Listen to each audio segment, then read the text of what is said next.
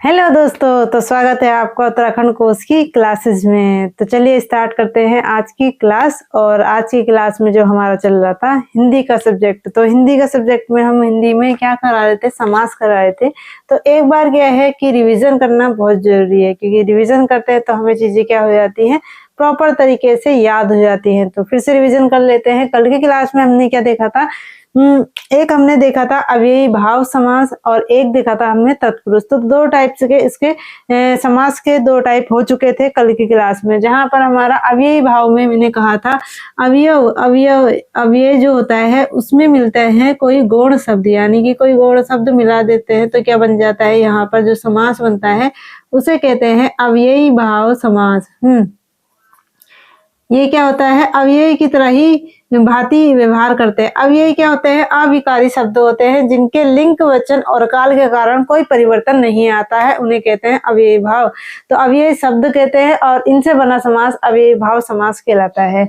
तो इतना हम कल की क्लास में कर चुके हैं। और यहाँ पर हमने जो दूसरे टाइप का समास को दिया था वो था तत्पुरुष समास। तत्पुरुष समास को मैंने थोड़ा सा क्या कहते हैं, इसके अंदर कितने टाइप्स में ये समास बटा हुआ होता है इसके बारे में बताया आपको।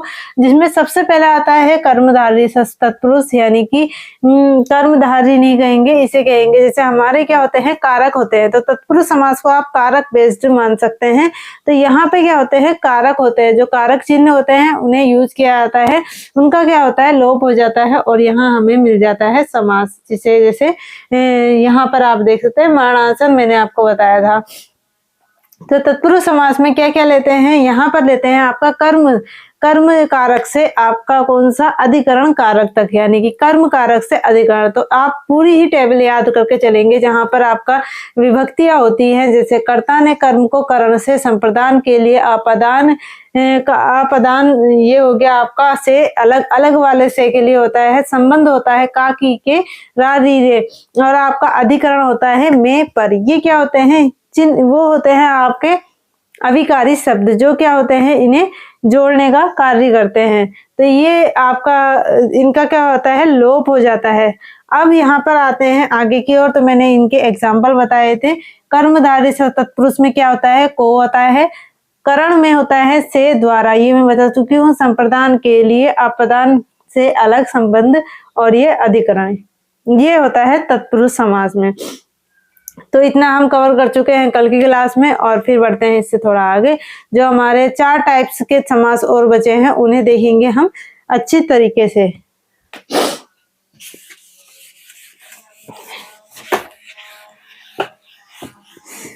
तो हमारा ये चल रहा था समास वाला टॉपिक।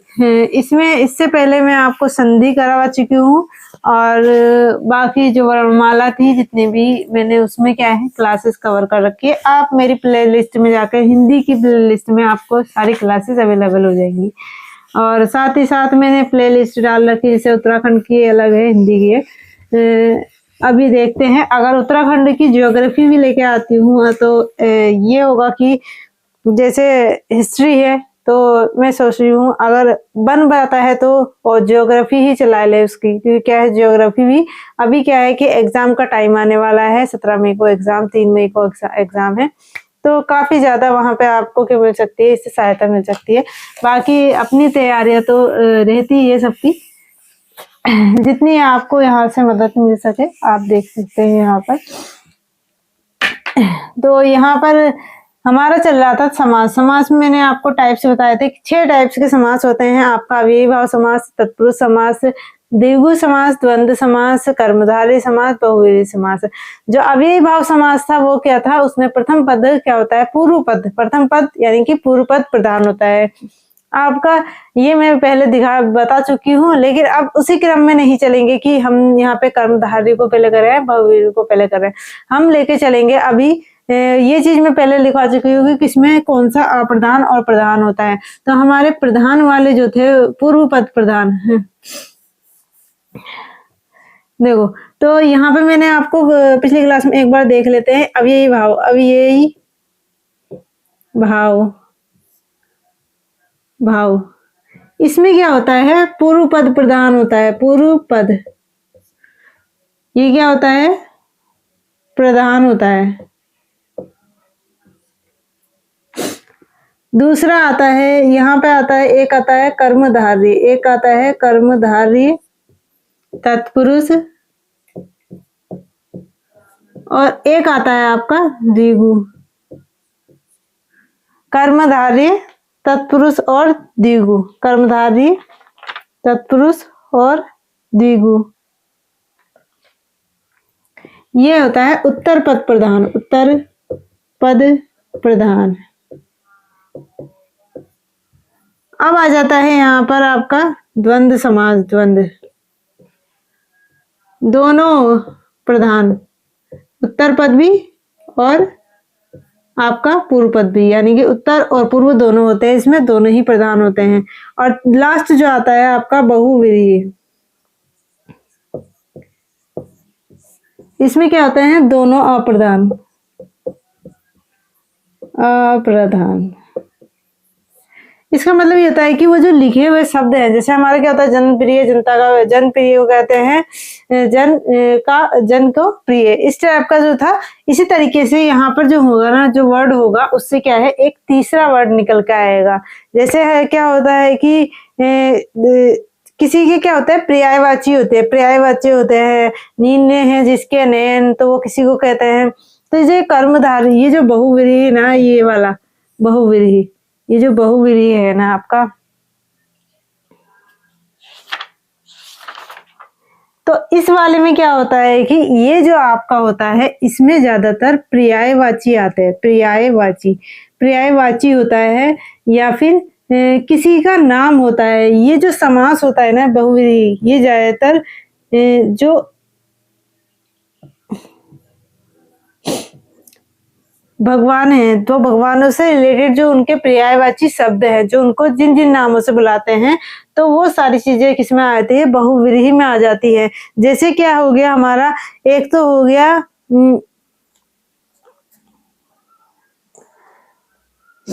जैसे हो गया आपका चक्रधार, चक्रधर, तो चक्रधर, चक्रधर, चक्रधर वाले क्या होते हैं, विष्णु होते हैं। तो उस तरीके से यहाँ पे और चीजें भी होती है, लेकिन यहाँ पे क्या होता है, एक शब्द जो होता है ना, अनेकार्थी वाला होता है, एकार्थी वाला होता है। तो एक शब्द बना लेते हैं बहुत सारे वर्ड का, तो वो इसके अंतर्गत आता है। बाकी आता है, बाकियों को मैं अभी बताती हूँ, बाकी इसे भी बताऊंगी। अभी देख लेते हैं, हमने दो देख लिए थे, अब हम देखेंगे अगले समास के बारे में। तो यहाँ पे मैंने ये आपको प्रधान अप्रधान का बता दिया है। अब हम सीक्वेंस थोड़ा ये है कि अपने हिसाब से देखते हैं। तो जो तीसरे नंबर का समास लिख रही हूँ मैं आज, वो लिख रही हूँ आपको द्विगु समास, द्विगु समास। तो द्विगु समास, द्विगु समास क्या होता है, अब इससे मतलब क्या हुआ, द्विगु, इसको भी आप बहुत अच्छी तरीके से याद कर सकते हैं। द्विगु समास किसे कहते हैं। द्विगु समास में क्या होता है, या तो आपको उसको समझना है, आपको उसको पहचानना है द्विगु समास को। तो आपने यहाँ पे देखी होगी 4, 1, 2, दोपहर, 1, 4, 2, त्रिकोण, त्रिकोण,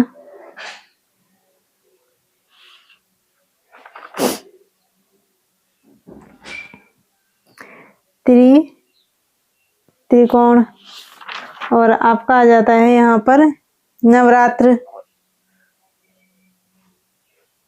नवरात्र, नवरात्र, नवरात्रि कहते हैं। इसका मीन्स मैं बाद में बताऊंगी। तो देखिए यहाँ पर भी क्या होती है, त्रि, यानी कि त्रि मतलब 3 कोनों से घिरी हुई संख्या को कहते हैं त्रिकोण कहते हैं। त्रिकोण किसे कहते हैं, 3 कोनों से घिरी हुई संख्या को कहते हैं त्रिकोण कहते हैं। तो यहाँ पर भी क्या आ रही है, एक संख्या का बात आ रही है, तो ये भी एक संख्या से रिलेटेड है। तो संख्यावाचक, दूसरा इसमें ये कह सकते हैं परिणामवाचक। तो संख्यावाचक और परिणामवाचक जो समास होता है उसे कहते हैं द्विगु समास।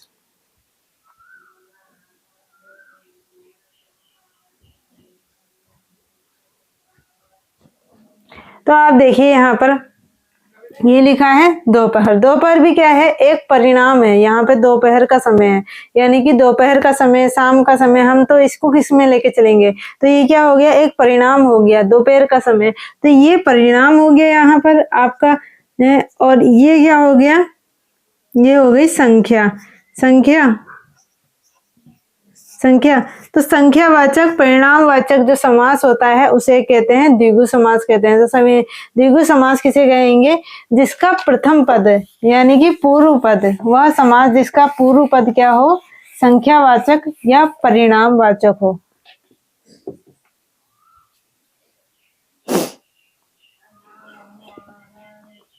वह समास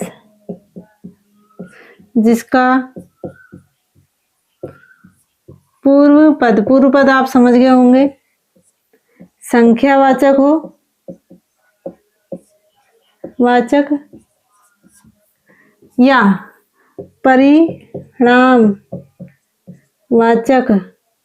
वाचक क्या होता है, परिणाम वाचक यानी कि विशेषण, विशेषण परिणाम वाचक विशेषण हो, क्या कहलाता है, द्विगु समास कहलाता है।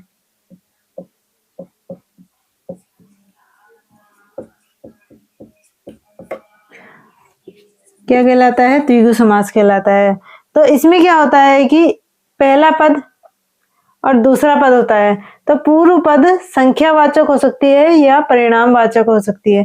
तो पूर्व पद यानी कि त्रिकोण, त्रिकोण इसको ही लेके चलते हैं, त्रिकोण। तो ये क्या हो गई, संख्यावाचक हो गई, संख्यावाचक। लेकिन जो द्विगु समास था उसकी कंडीशन क्या थी, प्रधानता के आधार पर, कि इसका सेकंड जो होगा ये क्या होगा, प्रधान होगा, यानी कि प्रधान पद। तो उत्तर पद क्या होगा, प्रधान होगा, उत्तर पद प्रधान हुआ, और प्रथम पद क्या होगा, पूर्व पद क्या होगा, यहाँ पर संख्या होगा या फिर परिणाम होगा। और ये क्या होगा, अप्रधान होगा, ये क्या होगा, अप्रधान होगा। ये जो होगा द्विगु समास का प्रथम पद संख्यावाचक या परिणामवाचक होगा, परिणाम वाचक। और साथ ही साथ क्या होता है, अप्रधान होता है, जबकि उत्तर पद क्या होता है, प्रधान होता है। तो उस समास को कहते हैं द्विगु समास कहते हैं। तो यहाँ पे एक दो एग्जाम्पल लिख देती हूँ मैं यहाँ पर, साथ ही साथ यहाँ पे सप्ताह, सप्ताह, सप्ताह। तो यहाँ पर समास लिख देती हूँ, समास, और यहाँ पर लिख देती हूँ समास विग्रह, समास विग्रह।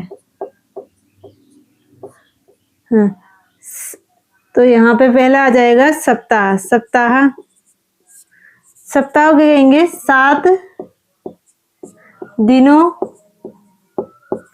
का समूह।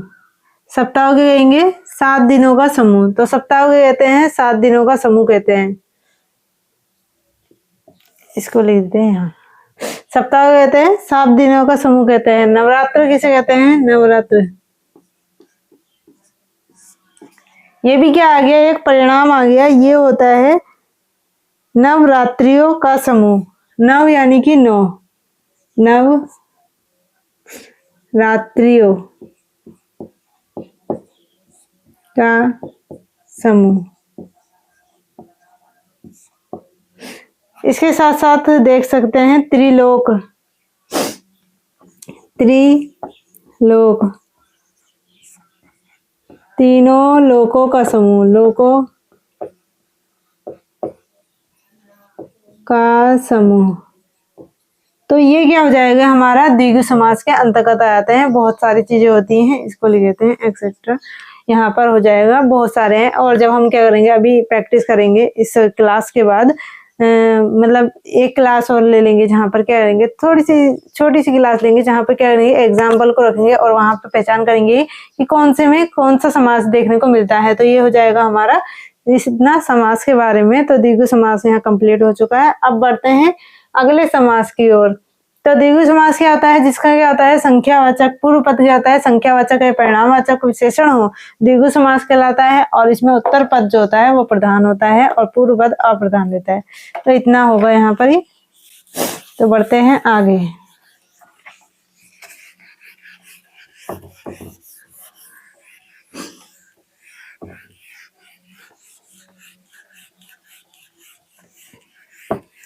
तो चौथे टाइप का समास उसको भी लेके चलते हैं यहाँ पर।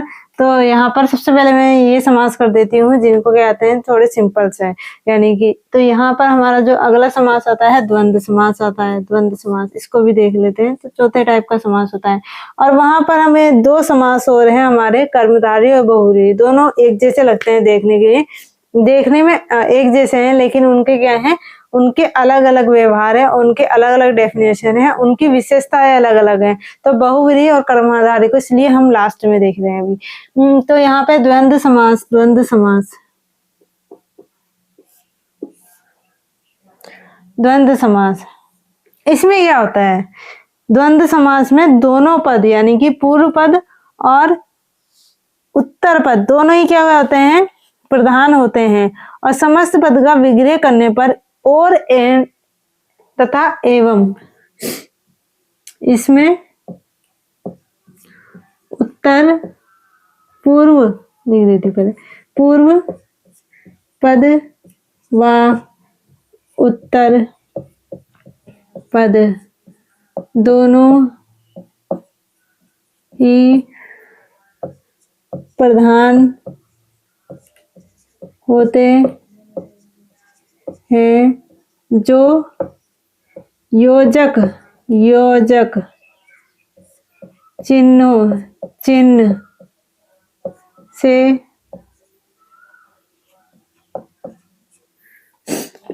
जुड़े होते हैं, जिसमें समास विग्रह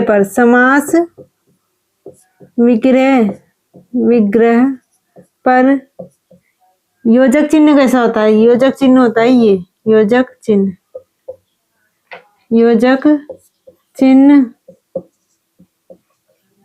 और तो किस में चेंज आता है, योजक चिन्ह जो होगा वो किस में चेंज जाएगा, तो योजक चिन्ह को और या एवं। तो यहाँ पर योजक चिन्ह में और भी लिख सकते हैं और एवं भी लिख सकते हैं। तो किस में परिवर्तित हो जाता है, एवं में परिवर्तित हो जाता है।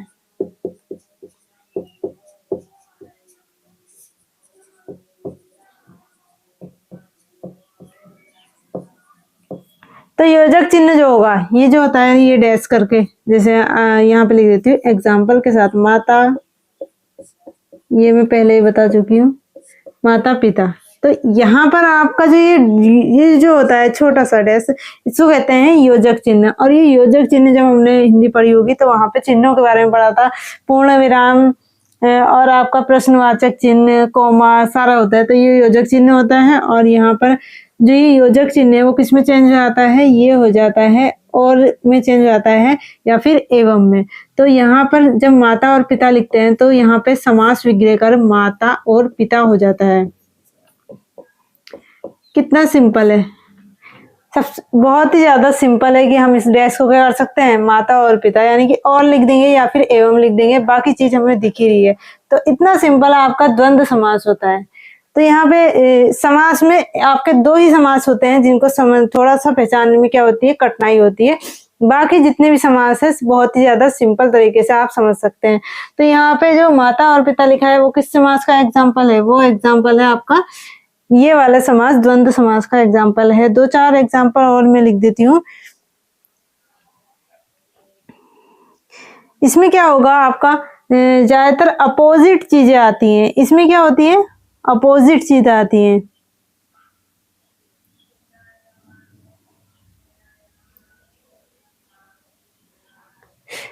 नोट करके लिख लेना इसमें।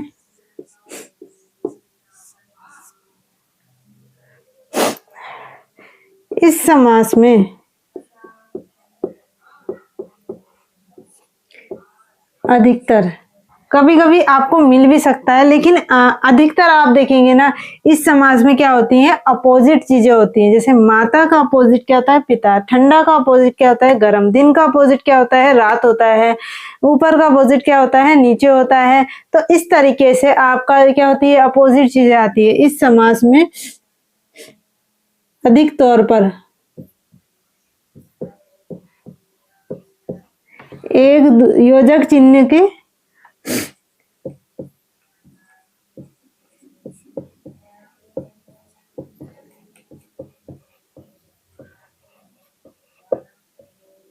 जुड़ी, जुड़े, अपोजिट यानी कि विलोम, विलोम शब्द देखने को मिलते हैं, देखने को मिलते हैं, मिलते हैं। तो ये चीज आप खुद भी देख सकते हैं, माता और पिता। एग्जाम्पल और लिख लेते हैं यहाँ फटाफट, हम थोड़े बहुत एग्जाम्पल लिख देते हैं। जैसे क्या होता है, भला और बुरा, भला बुरा। तो यहाँ पे लिख दिया मैंने समास, और यहाँ लिख दिया मैंने समास विग्रह, समास विग्रह। तो यहाँ पे आपका आ जाएगा भला, भला बुरा। क्या करना है आपको यहाँ पर, यहाँ पे सिर्फ आपको और लिख देना है, एवं लिख देना है। तो भला और बुरा, भला और बुरा, भला और बुरा।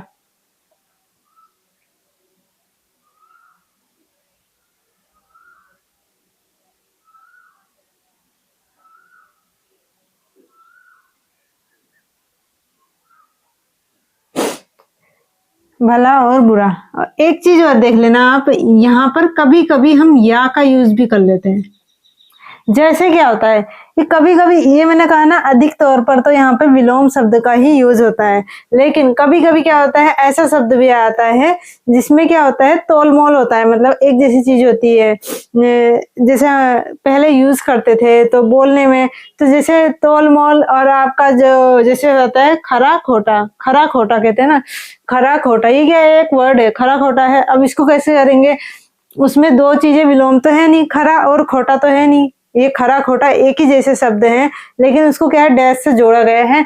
तो वहां पर हम क्या करेंगे, वहां पर हम लिखेंगे खरा खोटा, ये है ना खरा खोटा। तो यहाँ पे लिखेंगे खरा या खोटा, घोटा, खोटा।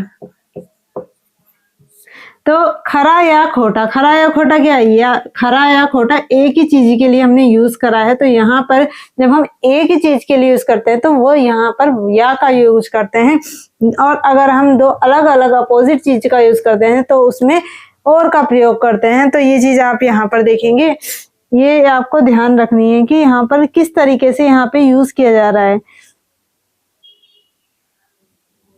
अब कभी कभी आ जाते हैं कि 3 वर्ड आ गए आपके, तन मन धन, 3 वर्ड है ये 3 वर्ड है। अब आप सोचेंगे यहाँ पर तो क्या था कि दो डैश के इस पार, डैश के उस पार, 2 पार के थे, उनको क्या रहता है बीच में और से जोड़ दे रहे थे।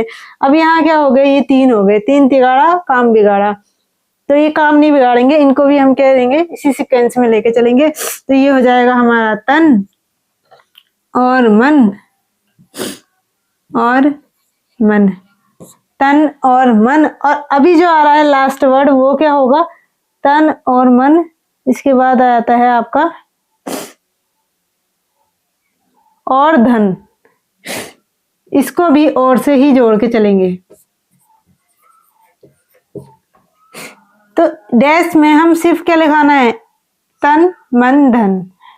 तो कभी कभी कोई प्रतिज्ञा लेते हैं तो तुम्हें तन मन धन से देश की सेवा करूंगा, तो इस तरीके से जो यूज करते हैं तो वही चीज है यहाँ पर, तन मन धन। और वहां पे जैसे फेरे लेते हैं तो वहां पे भी यूज किए जाते हैं तन मन धन। तो तन मन धन, इसको किससे यूज करेंगे हम, और से, तन मन और धन, तन और मन और धन। तो ये हो गया हमारा कौन सा, द्वंद्व समास। अब देखते हैं, स्क्रीनशॉट ले लेना इसका, फिर बढ़ते हैं इससे थोड़ा सा आगे।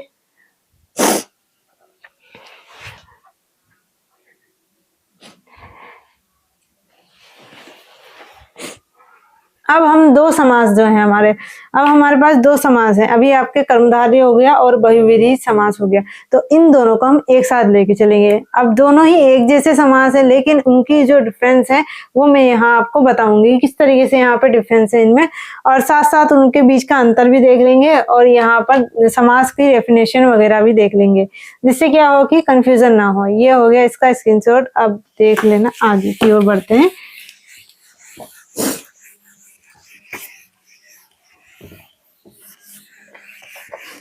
तो नेक्स्ट क्लास किस लिए होगी? नेक्स्ट क्लास इसकी रिवीजन के लिए होगी, यानी कि रिवीजन नहीं प्रैक्टिस, क्योंकि हिंदी में क्या होता है ये डेफिनेशन तो नहीं आती है एग्जाम में।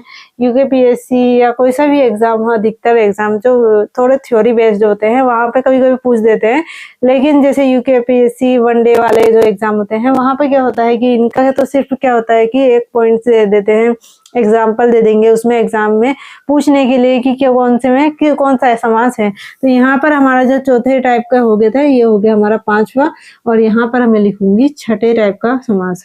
तो यहाँ पर हमारा आ जाएगा कर्म धार्य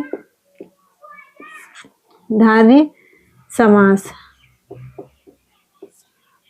ये हो गया हमारा कर्मधारय समास। और यहाँ लिखूंगी मैं आपको बहुव्रीहि समास। ये हो जाएगा हमारा बहुव्रीहि समास। अब मैं इसके बीच में लाइन खींच देती हूँ ताकि क्या हो, मिक्स ना हो। तो ये मैं इनके साथ साथ इन्हें कंप्लीट करा रही हूँ समास की डेफिनेशन और इसके प्रकार, और साथ साथ इनमें आप अंतर भी देख लेंगे कि इसमें क्या अंतर होता है।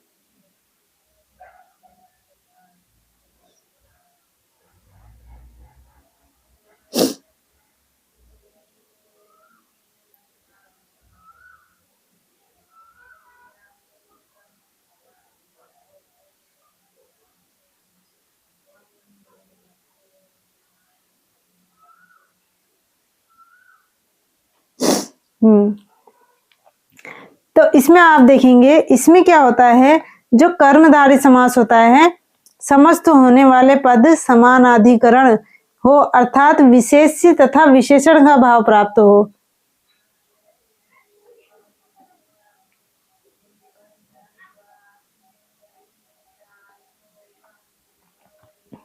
कर्मधारय में क्या होता है, इसमें एक होता है विशेषण, एक होता है इसमें विशेषण, और दूसरा होता है इसमें विशेष्य।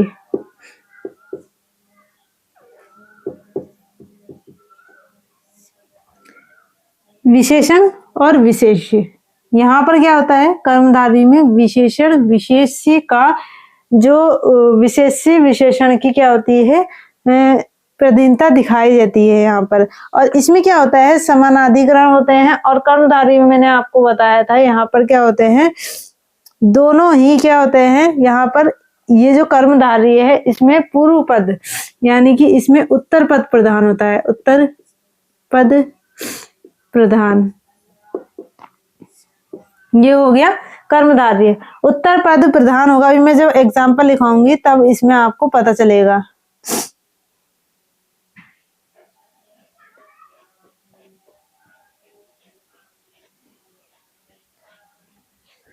यहाँ क्या होता है, यहाँ पर होता है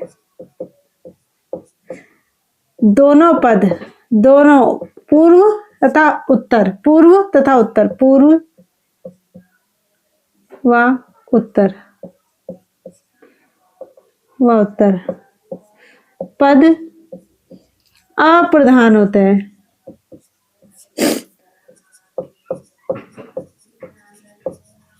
वह किसी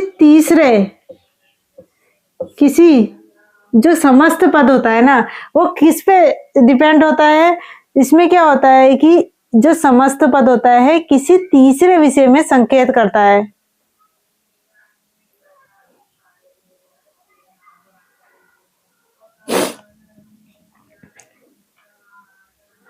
वह समस्त पद किसी तीसरे विषय की ओर संकेत करता है, यानी कि शब्द की ओर संकेत करता है। विषय या शब्द कह सकते हैं आप, शब्द की ओर संकेत करता है। इसमें क्या होता है, विशेष से विशेषण होता है, उपमेय उपमान रहता है। उपमेय उपमान जब आप अभी आगे पढ़ेंगे वहां पे अलंकार अलंकार पढ़ते हैं ना, तो वहां पे क्या आता है, एक उपमेय उपमान, इस तरीके का अलंकार के बारे में भी यहाँ पर चलता है। तो यहाँ पर आपका विशेषण में क्या होता है, ये सॉरी कर्मधारय समास में एक विशेषण होगा। विशेषण क्या दिखाता है, विशेषता दिखाता है। और एक होता है विशेष्य, जिसकी विशेषता दिखाई जा रही होगी। तो ये विशेषण विशेषता दिखाता है, और किसकी विशेषता दिखाई जा रही है, ये इसके बारे में बताता है। तो यहाँ पर आपको देखने को मिलेगा उत्तर पद प्रधान है, यानी कि जो लास्ट वाला जो वर्ड होगा यहाँ पे स्टार्टिंग से दूसरा वाला, ये क्या होता है, ये मेन होता है, जबकि ये क्या होता है, गौण होता है। यहाँ पे क्या देखेंगे आप, ये वाला पद है, ये वाला पद है, यहाँ पर क्या है, ये समस्त पद है, समस्त पद है, समस्त पद है।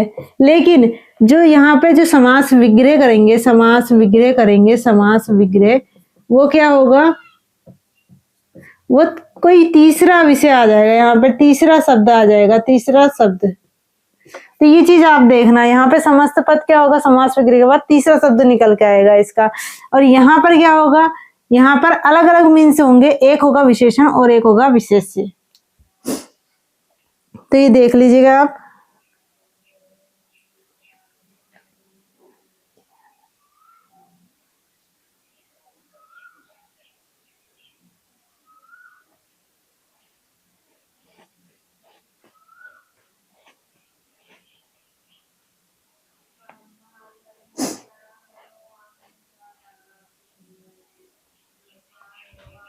ये आपने देख लिया।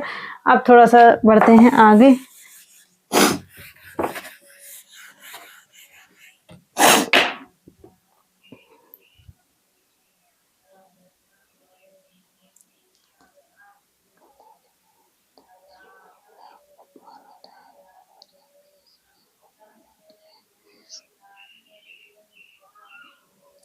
तो यहाँ पर देखिए, इसमें क्या होता है, जो विशेषण होता है, जो विशेषण होगा, ये अभी आपको समझ नहीं आएगा, इसको थोड़ा सा एग्जाम्पल के थ्रू कराऊंगी तब आएगा। ये विशेषण होगा, वो क्या होगा, उपमान। और यहाँ पे विशेष्य, जिसके बारे में बात करी जा रही है, विशेष्य जिसके बारे में बात हो रही है, उसमें क्या होता है, उपमेय है। तो आप यहाँ पे एग्जाम्पल के थ्रू देखिए, इसकी डेफिनेशन क्या होती है कि ऐसे समानाधिकरण शब्द होते हैं, इसमें समस्त होने वाले पद समानाधिकरण होते हैं जिसमें विशेष विशेषण भाव का प्राप्त होता है, कर्ता कारक है और लिंग वचन के समान हो और कर्मधारय समान होता है। तो यहाँ पर आपका जो यूज किए जाएंगे ना, जो यहाँ पे कारक यूज किया जाता है, वो कारक क्या होते हैं, यहाँ पे कारक नहीं होता है, वहां पर यहाँ पे जो लगता है बीच में, यहाँ पर आपका लगेगा एक है और एक जो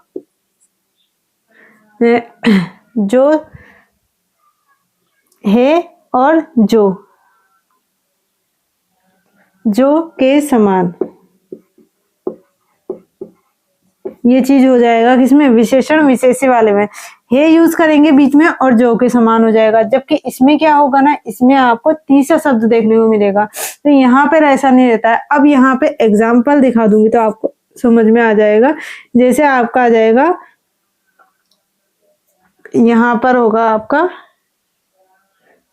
नील गगन, नील गगन, नील गगन। नील गगन ऐसा तो नहीं है किसी चीज का पर्यायवाची है, नील गगन को और कुछ भी कह सकते हैं क्या, आप यहाँ पे देखिए, नील गगन को कोई पर्यायवाची या मतलब नील गगन का ऐसा कोई नाम है या किसी चीज को हम नील गगन कहते हैं क्या, या किसी भगवान को नील गगन कहते हैं, नहीं कहते हैं। तो यहाँ पे हम जो इसका कारक करेंगे, नीला है जो गगन, नीला है जो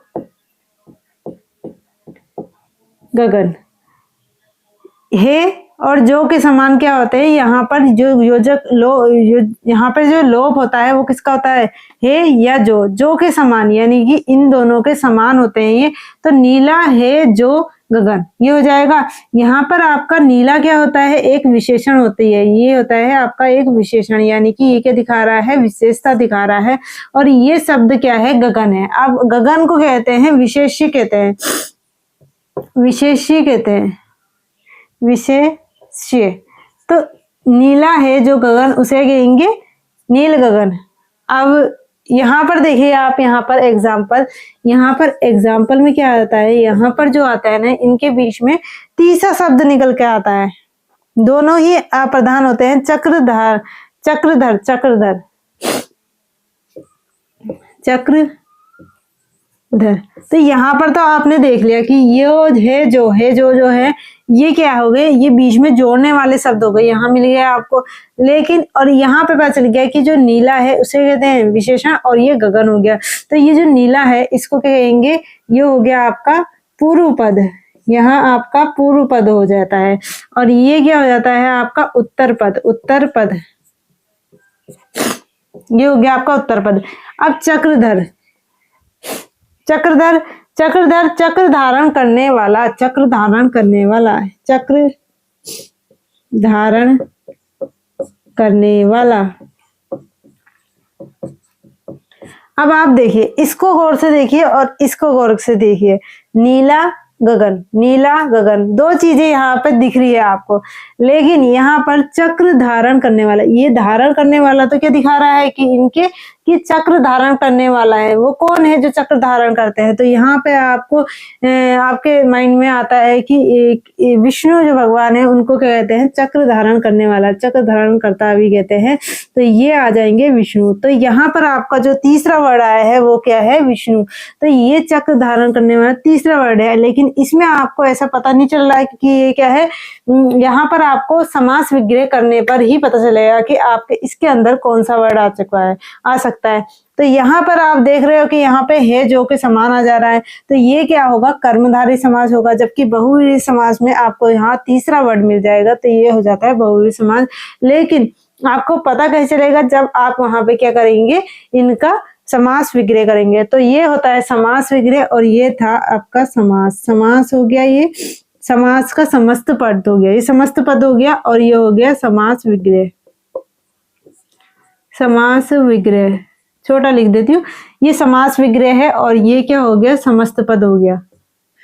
ऐसे ये समास, ये हो गया समस्त पद, और यहाँ हो गया ये समास विग्रह। ये दूसरा वाला एग्जांपल देख लेते हैं कोई।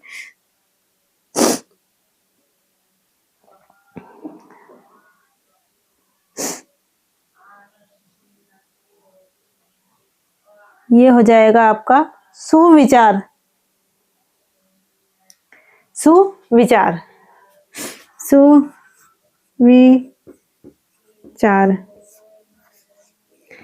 अच्छा, सु किसे कहते हैं, सुविचार, दुविचार, दुर्विचार, सुविचार। तो अच्छे व्यवहार को अच्छे विचार सुव्यवहार में भी आ जाता है। तो अच्छा है जो विचार, तो ये देखेंगे आप, विशेष्य हो गया, विशेष्य, ये किसी की विशेषता थोड़ी बता रहा है, इसकी विशेषता बताई जा रही है। तो ये जो हो गया विशेषण हो गया, किसकी विशेषता, विचारों की विशेषता यहाँ बता रहे हैं। तो विशेष्य क्या होते हैं, जो विचारों के बताते हैं, जो उनकी विशेषता बताते हैं। विशेषण क्या होते हैं, जो शब्द है, जो हमारे पास विशेष्य है, उसकी विशेषता बताता है। तो विचारों की विशेषता कौन बता रहा है, विशेषण। विशेषण क्या है, अच्छा, विचार कैसे हैं, अच्छे। विशेषण में क्या होता है कि हमारी विशेषता बताई जाती है। अब किसकी बताई जा रही है, वो कोई ना कोई चीज होगी जिसकी विशेषता बताई जाएगी। तो उसे जिसकी विशेषता बताई जाती है, जिसकी विशेषता बताई जाती है उसे कहते हैं विशेष्य, और जो विशेषता बताई जाती है उसे कहते हैं विशेषण। तो विशेषण और विशेष्य की भी डेफिनेशन थोड़ी सी लिख देती हूँ। विशेषण, तो यहाँ पर जगह भी नहीं बची है, विशेषण जिसकी नहीं, और यहाँ पे विशेष्य, जिसकी विशेषता बताई जाती है, जिसकी विशेषता, विशेषता बताई जाती है।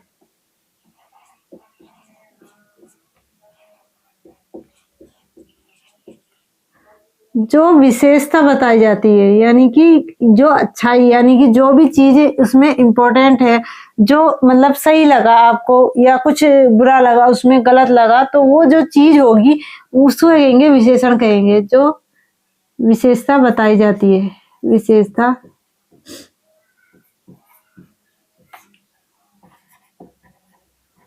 क्या विशेषता बताई? सपोज आपने मेरी विशेषता बताई कि मैं क्या है अच्छा पढ़ाती हूँ, तो ये किसकी विशेषता बताई आपने? मेरी विशेषता बताई। तो मेरे बारे में बात चल रही है, तो मैं क्या हो गई? विशेषी हो गई। और अच्छी जो विशेषता बताई थी, या तो अच्छा बता दिया या बुरा बता दिया, तो जो अच्छा या बुरा है वो क्या हो जाएगा? विशेषण, उसकी विशेषण हो जाएगा, यानी कि उसकी क्या है? विशेषता बताई। मेरी आपने विशेषता बताई है, क्या बताई है? अच्छा बताया है, तो अच्छा क्या हो जाएगा? वहां पे विशेषण हो जाएगा। तो अच्छा यहाँ पे क्या हो गया? विशेषण हो गया। और ये हो गया आपका विशेष्य। तो ये कौन सा समास है? कर्मधारय समास है। इसी तरीके से अब यहाँ देखते हैं, यहाँ वाला जो है अब आ जाता है लंबोदर।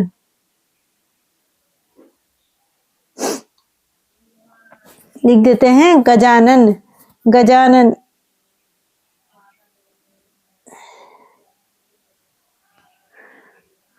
गजानन। तो आपको यहाँ पर ज्यादातर किसके भगवानों के नाम देखने को मिलेंगे? गज, यानी कि गजानन। गजानन यानी कि गज के समान है जिसके आनन। गज के समान है जिनके आनन। गज के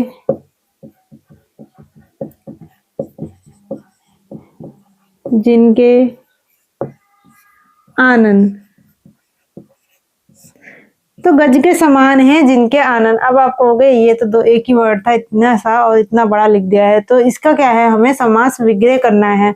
अभी जो हमने शुरू वाले समास पढ़े थे उसमें क्या था? दो वर्ड, एक वर्ड था समस्त पद, उसको दो में तोड़ दे रहे थे। द्वंद्व समास में और लगा दे रहे थे। द्विगु समास में आपके वहां पे संख्यावाचक हो जा रहा था, तो वहां पे मैंने उसका वो नहीं करके दिखाया था क्या? समास विग्रह। हाँ, उसमें भी 2-3 वर्ड आ रहे थे। और ये वाला आपका जो समास होता है, इसमें थोड़ा सा बड़ा भी हो सकता है, छोटा भी हो सकता है, मतलब ये, लेकिन जो अगला शब्द आएगा वो क्या आएगा? इससे थोड़ा सा हट के आएगा। अब देखो, गज के समान है जिसके आनन, जिनके आनन। तो गज के समान, गज किसे कहते हैं? हाथी को कहते हैं। हाथी को कहते हैं गज। तो हाथी के समान है जिनके आनन। तो हाथी के समान किनकी तुलना की गई है? तो ये हो जाएंगे गणेश, गणेश जी की। तो यहाँ पे गणेश जी की बात की गई है, तो यहाँ पर जो समास आ जाएगा वो क्या होगा? वो जो शब्द किसके लिए यूज किया जा रहा है? गणेश जी के लिए यूज किया जा रहा है। तो गजानन का जो हो जाएगा वो क्या होगा? मेन ये बात चल रही है गणेश जी की। तो जब हम यहाँ देख लेंगे कि हाँ इनकी बात चल रही है, तो हम पता जाएगा ये बहुव्रीहि समास है। इसी के साथ चतुरानन, ये सब वैसे ही हैं। आप यहाँ पर क्या है? जैसे गोपाल, जिसमें आपके भगवानों का नाम आता है। गोपाल, गो को गो का पालन करने वाला। तो आप यहाँ देखेंगे गौ का पालन करने वाला। गौ मतलब गौ माता का पालन करने वाला। तो यहाँ पर आप देखेंगे कि माखन चोर कौन थे? श्री कृष्ण थे। तो श्री कृष्ण की बात चल रही है, तो यहाँ पे देख लेंगे हम श्री कृष्ण। तो ये यहाँ पर क्या है? समास है। तो ये देखिए, सबसे ज्यादा यहाँ पर क्या दिखेगा आपको? यहाँ पर जो आपके पर्यायवाची टाइप के शब्द हैं वही चीज दिखेंगी। उनका कुछ ना कुछ मीन्स होगा, वो किसी से जुड़ा हुआ होगा, किसी के बारे में बात कर रहे होंगे। वो समास क्या होगा? बहुव्रीहि समास होगा।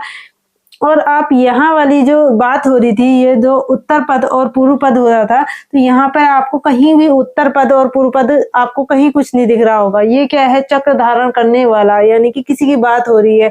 तो इसमें क्या होता है? दोनों ही अप्रधान होते हैं। इस समास में आपका जो चक्र है ये अधर है, तो ये उत्तर पद पूर्व पद जब हम करेंगे समास विग्रह तो यहाँ पर कोई सा पद नहीं आएगा, यहाँ अप्रधान रहेगा ये, और बात किसकी होगी, तीसरे की होगी। जबकि कर्मधारय समास में क्या होता है, एक विशेषण होता है और दूसरा विशेष्य होता है। मैंने डेफिनेशन नहीं लिखवाई है लेकिन आप इसको समझ सकते हैं। इसमें क्या होता है, विशेष्य विशेषण की उपमा दिखाते हैं। यहाँ क्या होता है, विशेषण और विशेष्य दिखता है, यानी कि किसी शब्द की विशेषता दिखाता है, यानी कि किसी विशेष्य की विशेषता दिखाई जाती है यहाँ पर। और इसमें क्या होता है, उत्तर पद प्रधान होता है, विशेषण में उपमान होता है और विशेष्य उपमेय होता है। इसमें बीच में जो है जो है जो यानी कि ये चीजें यूज की जाती हैं। और यहाँ पर आप जब समास विग्रह करेंगे तो आपको जो शुरू में मिलेगा वो विशेषण और बाद में मिलेगा वो विशेष्य होगा।